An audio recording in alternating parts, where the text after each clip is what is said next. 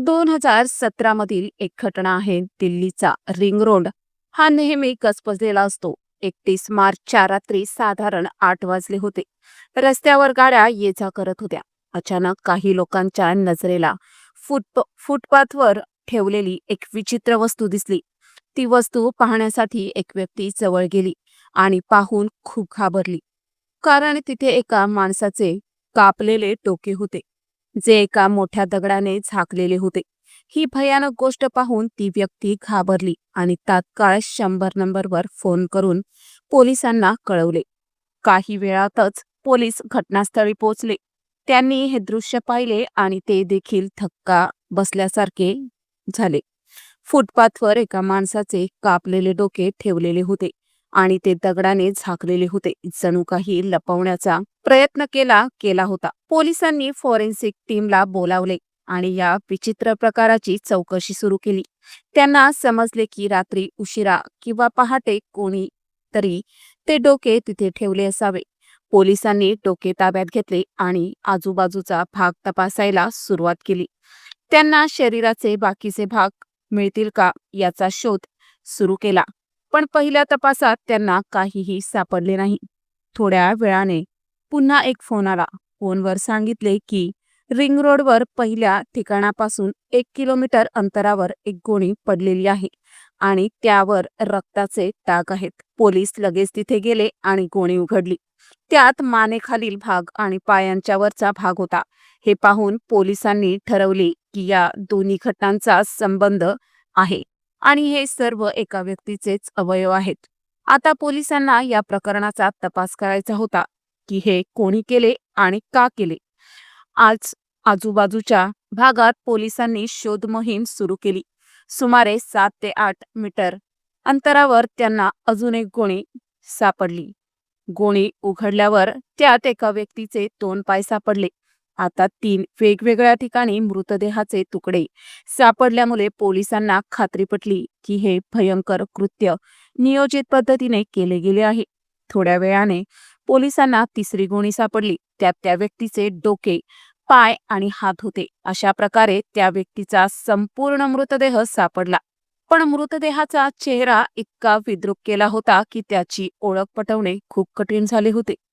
Ring road सारख्या गजबजलेल्या ठिकाणी मृतदेहाचे तुकडे का विखुरले गेले याचा शोध घेण्यासाठी पोलिसांनी 3 किलोमीटरच्या परिसरात तपास सुरू केला. त्यांना मृतदेहाचे ठसे आणि काही संकेत मिळू लागले. सीसीटीव्ही कॅमेरे तपासून कोणत्याही संशयास्पद व्यक्तीची माहिती मिळते का हे बघण्यात आले. पण मृतदेहाची ओळख पटवणे अजूनही कठीण होते.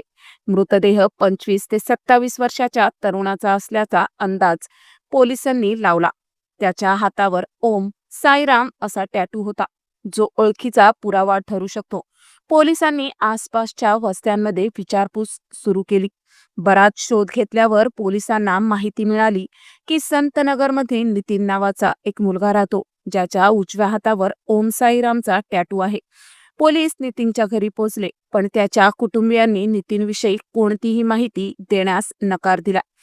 आता पोलिसांसमोर या प्रकरणाचे गूढ उलगडण्याचे आव्हान उभे होते. पोलिसांनी मृत व्यक्तीच्या हाताचा फोटो काढला होता. नितीनच्या भावाने तो फोटो पाहताच लगेच ओळखले, हा टॅटू माझ्या भावाचा आहे. कुटुंबियांनी सांगितले की नितीन मागील 24 तासांपासून घरातून बेपत्ता आहे. तेव्हा वाटले होते की तो जवळपास कुठेतरी गेला असेल. पोलिसांनी नितीनच्या भावाला सोबत घेऊन मृतदेहाची ओळख पटवली. मृत व्यक्तीचे वय 25 वर्षे असल्याचे समजले आणि तो संतनगरचा रहिवासी असल्याचे स्पष्ट झाले. रिंग रोडवर खुनीने मृतदेहाचे तुकडे टाकून पोलिसांना मोठे आव्हान दिले होते. नितीनचा मृत्यू 3 मार्चच्या रात्री 10 वाजता झाला असावा, असे पोलिसांनी सांगितले. पोलिसांनी आसपासच्या भागात चौकशी आणि शोध मोहीम राबवली, पण खुन्याचा काहीच पत्ता लागला नाही. अखेर पोलिसांनी नितीनच्या घराजवळ आणि इतर ठिकाणचे सीसीटीव्ही फुटेज तपासण्याचे ठरवले. तपासादरम्यान एका केमिस्टच्या दुकानाबाहेर काही सेकंदाचे सीसीटीव्ही फुटेज सापडले. त्या फुटेजमध्ये 2 मुलं बाईकवर जाताना दिसली. त्यापैकी एक मुलगा नितीन होता. बाईकवर मागे बसलेला मुलगा नितीन असल्याचे त्याच्या भावाने ओळखले. पण बाईक चालवणाऱ्या व्यक्तीचा चेहरा स्पष्ट दिसत नव्हता. पोलिसांनी तज्ज्ञांची मदत घेतली आणि फुटेज सुधारले. शेवटी बाईक चालवणाऱ्या व्यक्तीचा चेहरा स्पष्टपणे दिसला, ज्यामुळे तपासाला पुढे वाट मिळाली. नितीन हा हॅप्पीचा मित्र होता. पोलिसांनी आता हॅप्पीचा शोध सुरू केला. हॅप्पी गेल्या 24 तासांपासून गायब असल्याचे कळले. त्यामुळे पोलिसांसमोर 2 प्रश्न उभे राहिले. हॅप्पीने नितीनचा खून केला का, की हॅप्पी ही कोणत्या तरी कटाचा बळी ठरला? पोलिसांनी हॅप्पीचा फोन ट्रॅक केला. 30 मार्चच्या रात्रीपासून हॅप्पी पवन नावाच्या त्याच्या मित्राच्या संपर्कात होता. पोलिसांनी पवनच्या घरी छापा टाकला. घरात प्रवेश करताच रक्ताचे डाग आणि धारदार चॉपर दिसले. तिथे नितीनच्या रक्ताचे माखलेली पेटीही सापडली. पोलिसांनी पवनला ताब्यात घेतले आणि चौकशी केली. चौकशी दरम्यान पवन आणि हॅप्पीने गुन्ह्याची कबुली दिली. 30 मार्चच्या रात्री त्यांनी नितीनला केमिस्टच्या दुकानाजवळून बोलावले आणि आपल्या घरी नेले. तिथे पार्टीच्या नावाखाली त्याला दारू पाजली. नंतर संधी साधून त्यांनी धारदार शस्त्राने नितीनचा खून केला. पोलिसांना पकडू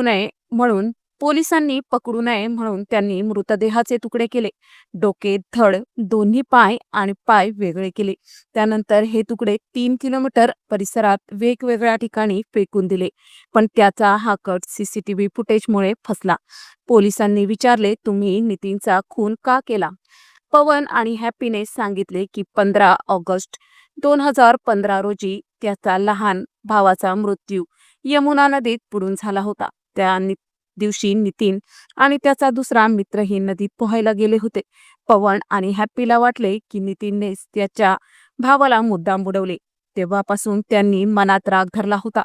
त्यानंतर त्यांनी नितीनशी मैत्री केली, त्याचा विश्वास जिंकला आणि शेवटी 30 मार्च 2017 रोजी त्याचा खून केला. हा सगळा कट 2015च्या घटनेतून सुरू झाला होता. नितीनने काहीही चुकीचे केले नव्हते. तो अपघात होता आणि नितीनने आपल्या मित्रांना वाचवण्यासाठी खूप प्रयत्न केले होते. पण पवन आणि हॅप्पीने गैरसमजातून आणि रागाने नितीनचा खून केला. हा सगळा प्रकार उघडकीस आला.